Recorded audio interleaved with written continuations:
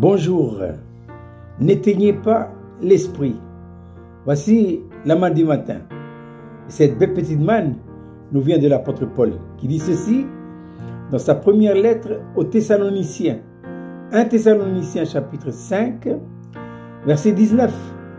Paul dit ceci: n'éteignez pas l'esprit.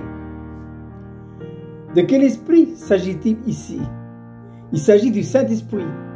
Faisons bien la différence entre notre esprit à nous, parce qu'il faut savoir que nous sommes constitués intérieurement de trois éléments: un esprit, une âme et un corps.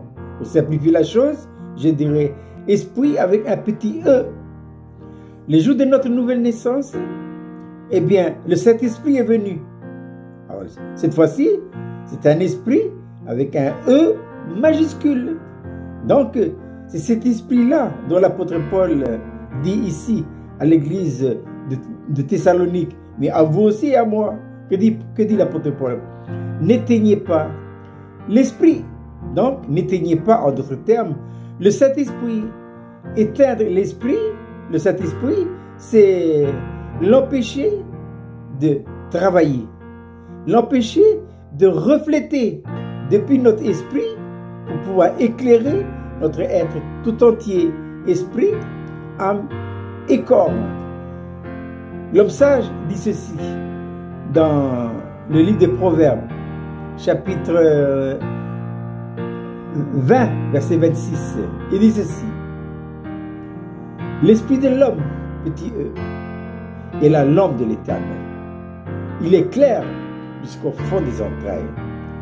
Mais pour que notre esprit, à nous, petit e, puisse éclairer, il faut que le Saint-Esprit illumine notre esprit.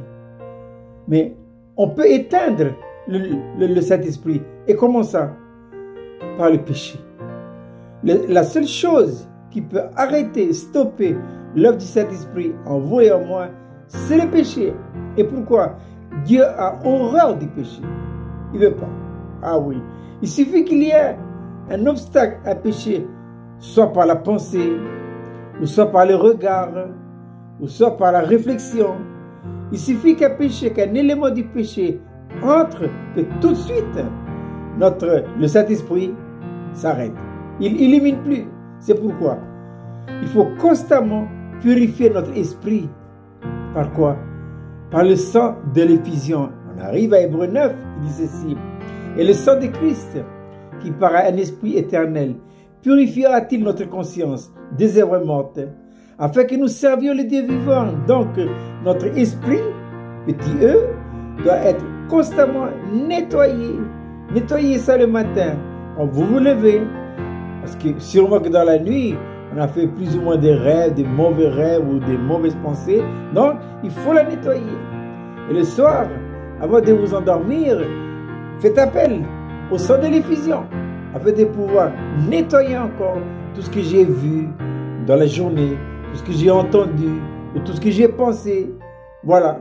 Donc, et ça, c'est notre responsabilité, de telle manière à ce que le Saint-Esprit soit toujours en mesure de diffuser la lumière. Que dit Jésus dans Jean chapitre 8? Jésus dit ceci, il parle de la lumière. La vie, la lumière est dans la vie. Quelle vie? La vie de Dieu. Et où se trouve la vie de Dieu? Il est dans notre esprit. Donc il faut activer la vie. C'est apprendre à marcher par l'esprit, de telle manière à ce que le Saint-Esprit diffuse la lumière. Je répète, cette belle petite manne pour ce matin, 1 Thessaloniciens 5, verset 19, n'éteignez pas l'esprit. Je vous souhaite de passer une agréable journée.